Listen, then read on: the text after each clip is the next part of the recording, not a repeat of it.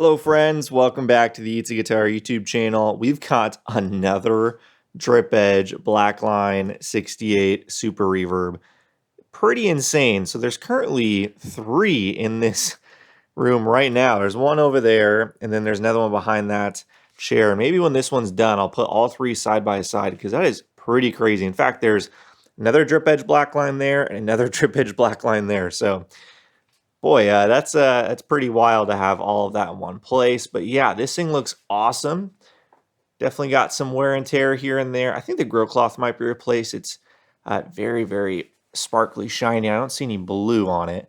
And normally this area you'd have the blue lines in the grill cloth. Maybe I'm wrong. We'll see on the back, have a better idea. But otherwise, it looks very good. And I'm not saying it looks replaced just because it looks obviously bad. Definitely does not look bad at all. Take a quicker look at the faceplate here. See those black lines. I'm not going to go into the history of those again in this video, but I will have a playlist with a bunch of these amps so you guys can check that out. All right, so let's go ahead and open it up, put it on the workbench, and see what we got. So we'll go ahead and start with the underside of the chassis here. Look at the transformer date codes. We'll start here. This would be the choke. 606725, that's the 25th week of 1967. These drip edge Blackline amps often have transformers that date into 67, so that's totally normal. Power transformer 606, looks like 805, so the 5th week of 68. So all of this is boding well for this to be a black face amp inside AB763 circuit, which is what the tube chart says, but that's not always accurate, as you guys will see in a different amp on the series, or on the channel rather. Output transformer, let's see if I can do it this way for you guys to see. 606727, so 27th week of 1967. That looks awesome. And then we can see here an ink stamp. Looks like it might be PT42868 is what that looks like. So everything is pointing to this being a black face inside, and the reverb transformer is 606811. So that would be the 11th week of 68. Awesome. Let's take a look at the tubes. We've got a JJ rectifier. Power tubes are both the same groove tube. Not sure if that's how the logo always looked on these, but we'll test them. Make sure they're okay. And then preamps. I see some white. Oof, rough. Okay. I was gonna say I could see it poking through. Oh, is it gonna break on me? Oh yeah, look at that. Crack, and then this shows it lost vacuum, so this tube is completely dead. Let's make a note of that. The groove tube. I guess those logos started off as yellow. Wow, look at that. Amperex for the reverb recovery. That's a nice tube. So this one that was dead, this is so yeah, your V1. This is for the normal channel. This is for the vibrato channel. These are the 2 gain tubes as part of a reverb circuit, so just for the vibrato channel. And then the 5th preamp tube here is for the tremolo. And the amp came in with a report of no tremolo, and the owner actually provided a roach for us here. So this might not even be necessary. It could literally just be that tube. And then obviously the phase inverter.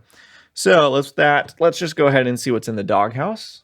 Usually when you see an amp that's got all the same brand tubes, usually that's a sign that it was taken to a tech and just got a full tube swap, which to be honest I hate to see.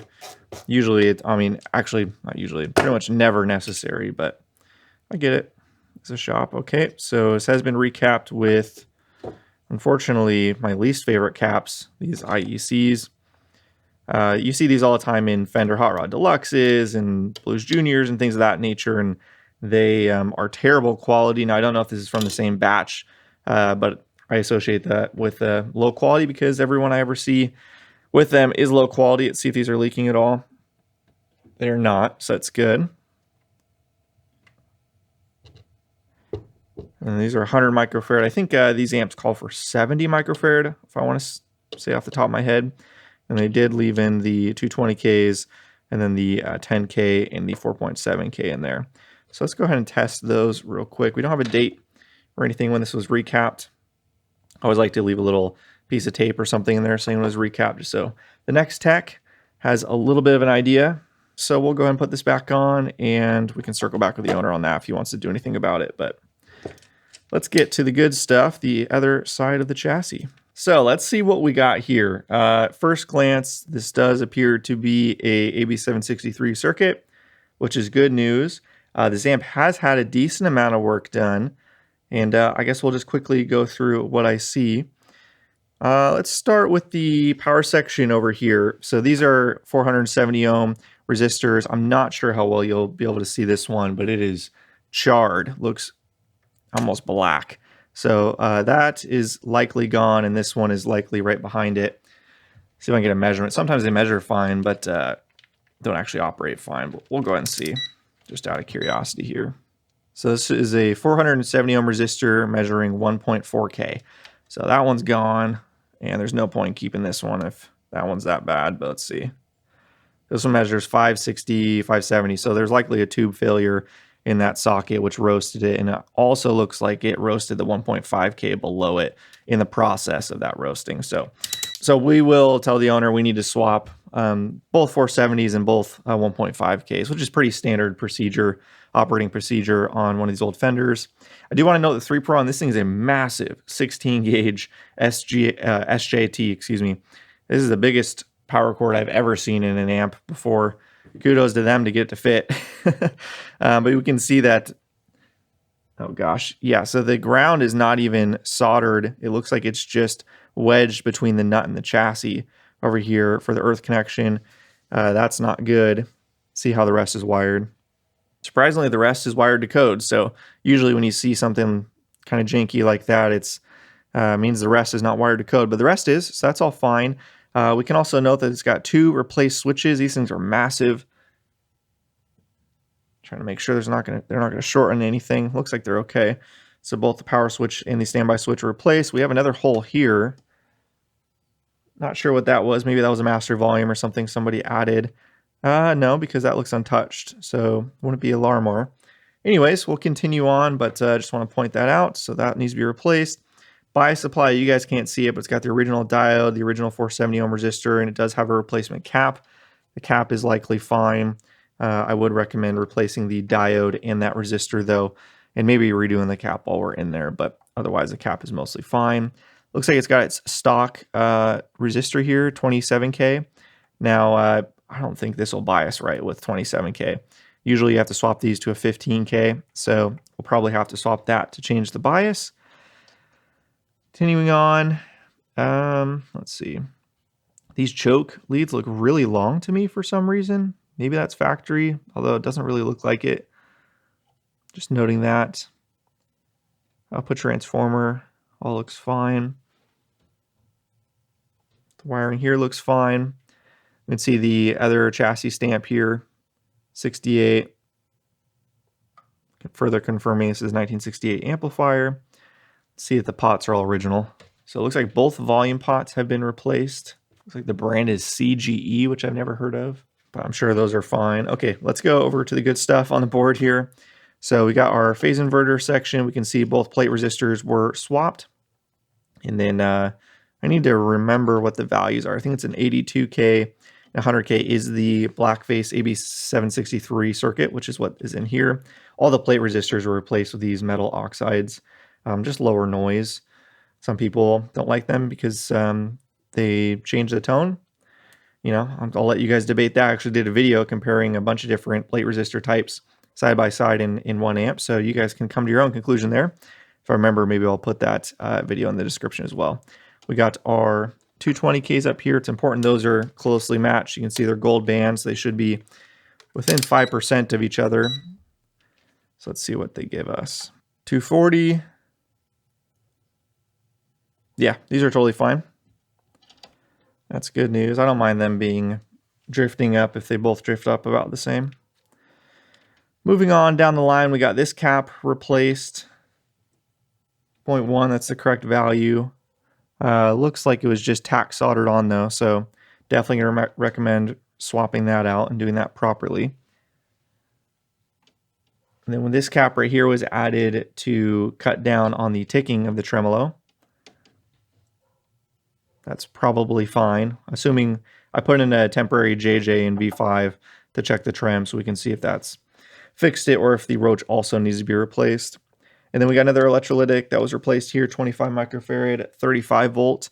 Probably want to change that. In fact, are all of these? Oh, these are 20, so these are different. Or these are the same, but these are different. Or this, these are the same, these two are different. Okay, that's weird.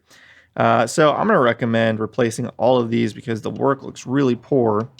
And it's actually better to try and get like a bit of a lower microfarad value here if you got it. Oh, here, look at this. You can actually see the carbon comp resistor. This one got absolutely destroyed by a soldering iron or something right there. You can see it's got a big chunk taken out of it. So we'll want to replace that 1 meg. Zooming back out so we can see, kind of looks like this is just tack soldered on top of here instead of actually in the eyelet. And then same over here. In fact, that's kind of crazy looking. Let me scoot it down so you guys can get a better look. I don't know what's going on here. It's like a crazy twisted pear wrapped around itself. No idea. So that looks very poor. But then they didn't do that here, just here. So I'm not sure why that was done that way. Obviously, now they replaced caps. Looks like a Mallory 150, which is a good cap. Same thing here. I'll have to confirm the values are correct on the schematic. I don't remember off the top of my head. So yeah, it's just weird. So it appears that this is a different tech that did these two here, but these were all done by the same tech because they're the same caps and they got the same bizarre setup here on the end where they're kind of wire wrapped around. And these ones are just put in the eyelet more traditionally. And then we can see we unfortunately are missing some blue moldeds, the .022s. Now, I'm almost positive those were taken by a malicious tech because those values are very hard to find. Ask me how I know. I've been looking for .022s for my own amps for a long time. Blue moldeds in this value. They only showed up in the Super Reverbs, I believe. They might have been in the Twin. No, I think it's just the Super off the top of my head that had .022 blue moldeds here. So they're very hard to find. And if you're looking for one and you have no moral code, you might rip it out of the amp because they're never bad. There's no reason those should ever be replaced. And if that would be replaced because there was an issue, very likely this would be replaced as well. But .1s are much easier to find. So that's sad to see. I'm sure the caps are fine, but yeah, that would be my guess there. And then last other thing to note here is this other cap, which would have also been a blue molded, I believe. Yeah, .047. It's kind of, you guys won't be able to see, but it's got kind of like a tower set up here with the lead wrapped around it, so it's not actually in the eyelet. So I'm going to recommend replacing, these blue caps are probably fine, but I'm going to recommend replacing all of the swapped caps there. The Mallory's can stay, all of the electrolytics on the board, and then just to get it all done right, because it's just not great. This is honestly, guys, something I struggle with a little bit when I take in amps that have a decent amount of previous work done to them. You know, if I were to just fix the trem on this by putting in the new tube and maybe doing this and biasing it and replacing these resistors, you know, this becomes an example where we can see there's at least 2 different techs in here that did very different styles of work. But the latest tech is the guy that gets blamed, right? So if the owner takes this amp and tries to sell it, or, you know, somebody, he takes it to a different tech, he moves or something, like, oh yeah, Tanner Yeatsy Guitar worked on this, and then they see this garbage, it's like, you know, that's a reputation hit. So I'm always a little hesitant with these sort of things. So I'm hoping the owner will move forward with replacing all of those caps and just kind of doing it right. Doesn't mean we have to redo everything. There can be other work in this amp. That's fine. These plate resistors are fine. It's not something I necessarily would have done, but there's nothing wrong with them inherently. But some of this other stuff, tack solder, J-hooked leads, that's not going to be reliable long term. Just doesn't look that great. I know J-hooks can be reliable long term, but this doesn't look great. And then all this mess here. And also these look like very old caps. So maybe they're even due for a recap. And yeah, so that's kind of it. We'll go ahead and fire it up real quick, see if the trem's working, see if the reverb's working with the new tube in there, and then we'll also check the bias. I know this tube is not going to be super happy with this resistor, so we won't run it too long, but just for a quick check, I don't think it'll hurt. So off camera, I went ahead and replaced the roach. I tested the trem, tested the amp, and it seems to be performing pretty well, actually. reverb with my bench tank. Sounds great. The trem did not work with the swap tube, so it was the swap tube as well as the roach being dead. I put in the new roach supplied by the owner, and that's working just fine now. So let me grab the my little handy cheat right here, and grab a guitar, and then you guys can just hear it real quick. And then I'm gonna ask the owner what he wants to do as far as all the other stuff I've pointed out.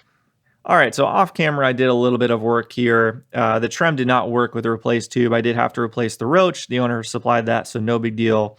And I'll demonstrate the trem working now.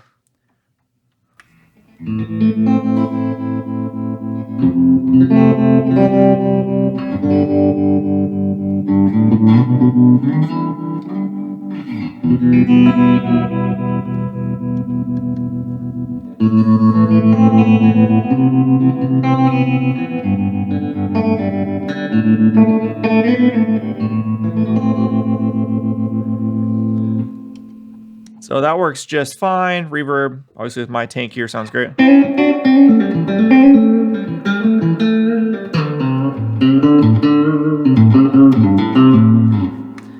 Awesome. And yeah, the amp is actually sounding very good overall. The bias, it is at its complete maximum here, and still bias very cool, about 60% with the two tubes. They're actually fairly closely matched, which is good. So we do need to swap that resistor with a 15K to get more range, very typical for these. And then obviously we mentioned the grid stop and the screen grid resistors, those are toast. Otherwise, the amp functions. So then from there, it's really just up to the owner if he wants to clean up the work and give it, more longevity, or if he's okay with it as is. So I'm going to talk to the owner, see what he wants to do. But yeah, in general, a great sounding example of a super reverb. I love when these come in.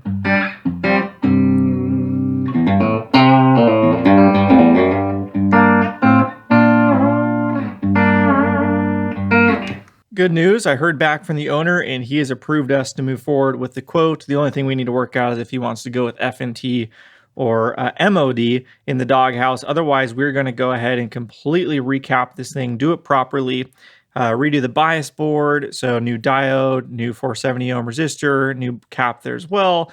Swap the bias resistor, get rid of the screen grid stoppers, redo all of that.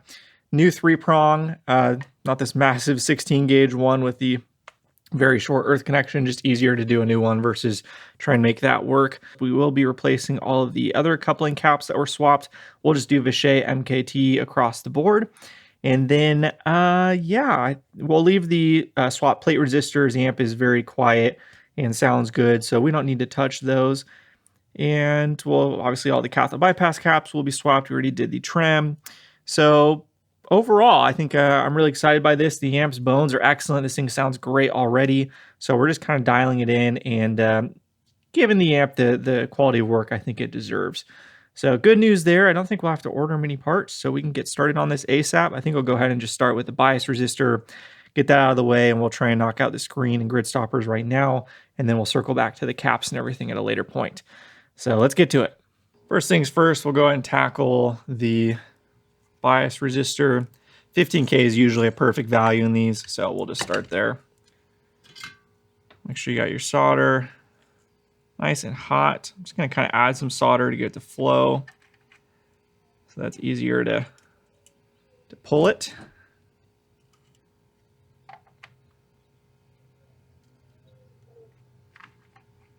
There we go. Easy peasy. Let's grab our 15K and kind of just flow this a bit smoother there. Should bias just fine now. We'll want to go ahead and turn this the other way. So we had it biasing the hottest possible because the 27K was too big of a value. So now I've got it turned so it's the coldest bias possible, and then we can warm it up from there versus cooking the tubes right off the bat and cooling them down. All right, just heard back from the owner. He wants to stick with MOD across the board, so we'll go ahead and move forward. We'll do the bias supply real quick. See, this is a Zycon. So we had Zycon, we had IC, we got these brown ones, we've got IEC, SPCO, Speco, whatever these blue ones are, and IC branded right here in a Mallory 150. So there's 1, 2, 3, 4, 5, 6, 7, eight plus different cap brands in this thing. Kind of crazy. Cool. All right, that's the bias supply done completely, and we go ahead and move on to the screen grid and the grid stop resistors here. Forgot to hit record. Hate when I do that.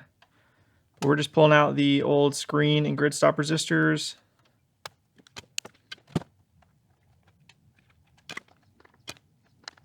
Awesome. Okay, very happy with that. So we can go ahead and turn it back on, rebias it, see where it's sitting, and then from there we can focus on everything else here.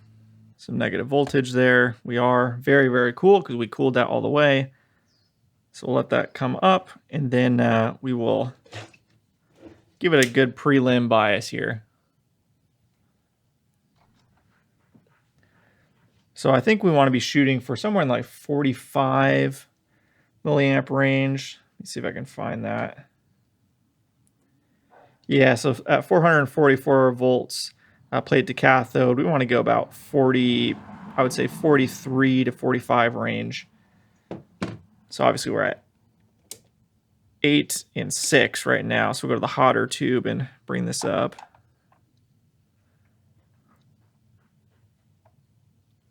So we'll see this number go down, and then we'll see this number go up.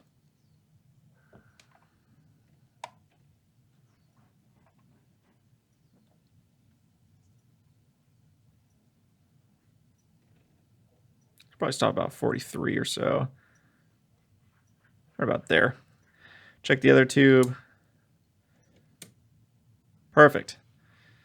Cool. So we can see that the 15K resistor was a good switch there. Now we've got plenty of range. We could go even hotter if we wanted to, or if we had a particular set of weak tubes or something. But yeah, everything's looking good. So I think we're good to move forward with the rest of the amp. I'm going to grab a guitar, just play it real quick, make sure it's happy, and then we'll continue on.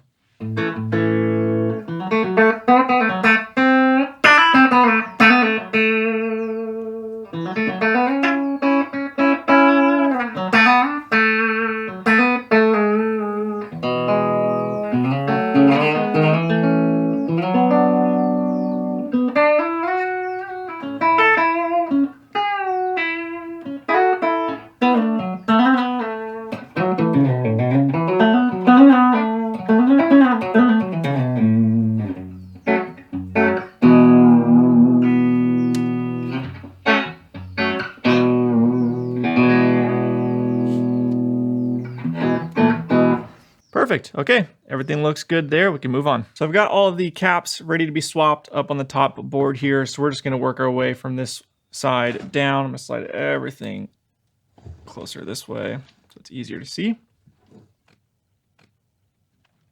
I know this is what I don't understand, and sometimes people argue with me over this, like, oh, you're bashing on the tech. Well, I'm not. I don't understand. I am bashing on the tech somewhat because it just doesn't make any logical sense.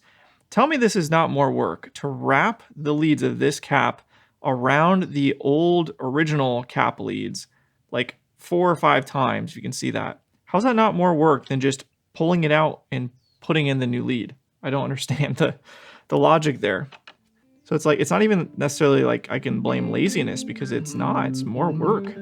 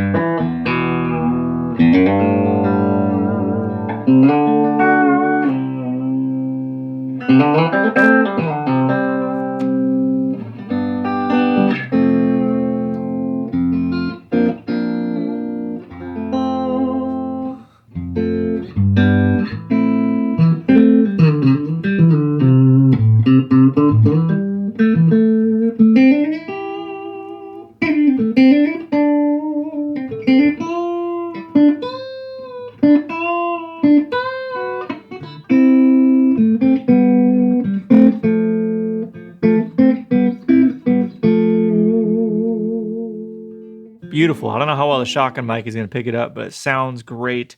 Sounds like it's got a bit more punch to it, a bit more clarity to it than it had before. And yeah, sounding awesome. So from here, it's really just cleaning up some little bits and bobs in the Doghouse, and we're about done. And then obviously the 3-prong, but we'll tackle that last, I think. So anyways, great. Probably pick this up tomorrow, but very happy with the work so far. Took a bit of a break, but circling back to the amp now, we're going to go ahead and swap these two last remaining caps. We'll put a disc cap here, which is what originally would have been there. And then we will swap the Mallory 150 for a matching Bechet so that all of the swapped caps are the same. And then I just have to add in the safety diodes to the rectifier and redo the 3-prong. We'll save that for last. So let's just knock out these two real quick.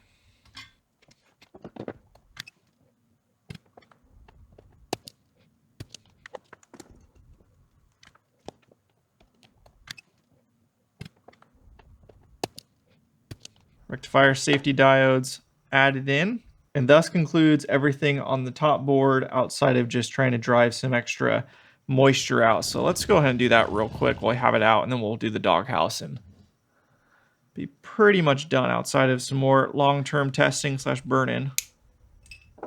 So to do that, we'll just get some isopropyl. Specifically, I want to focus on this area in here, and then just a couple little areas over here. Wasn't that bad. I just want to make sure there's minimal, if any, voltage at all on the board.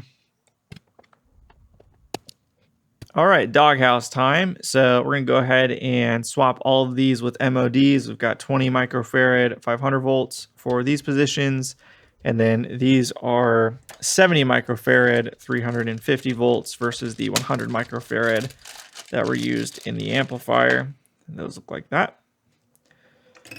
And then we will also be swapping all of these resistors just for stability, longevity. So we got a, was this a 1K or a 10K? I can't quite tell. That's orange or red. Yeah, I can't quite tell. It's weird. And then this is a 4.7K and then two 220Ks.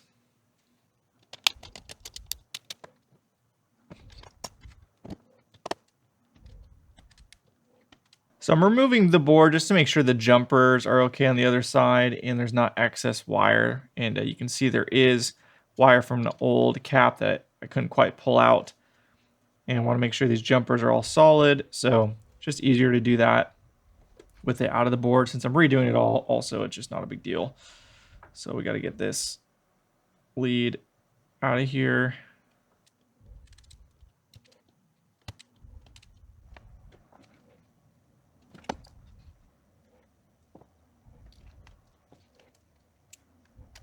Beautiful. So there is the board and just soldered in the 220Ks, but everything else is just crimped in place. So it's going to be super solid, really great mechanical connection long before there's any solder added, which is kind of exactly what you want in a best case scenario. Nice and orderly in a nice row. The leads are as straight as I can get them. You guys hopefully saw.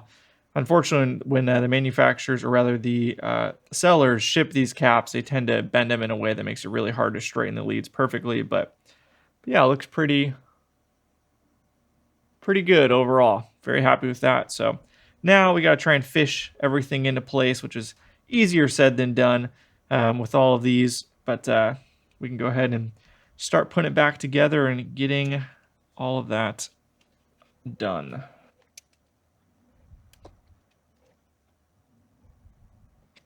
All right, there's the Doghouse all done, looking really clean. And then, as always, want to make note for the future tech that might see this amp in a decade or whatever else.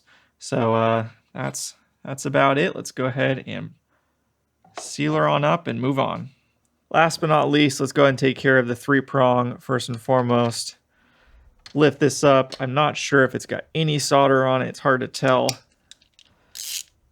Hoping it doesn't, so it's easy to remove, but let's see. Well, there's your important earth connection for your 3-prong. That's not what you want to see. There you go, 3-prong done, and courtesy outlet still in chain. So everything is looking good. From here, it's pretty much just turning it on, testing it, testing the output wattage, making sure the bias is good to go, running some signal through it, let it run for a while, make sure there's no problems that pop up that are heat related, and other than that, I think we're good to go.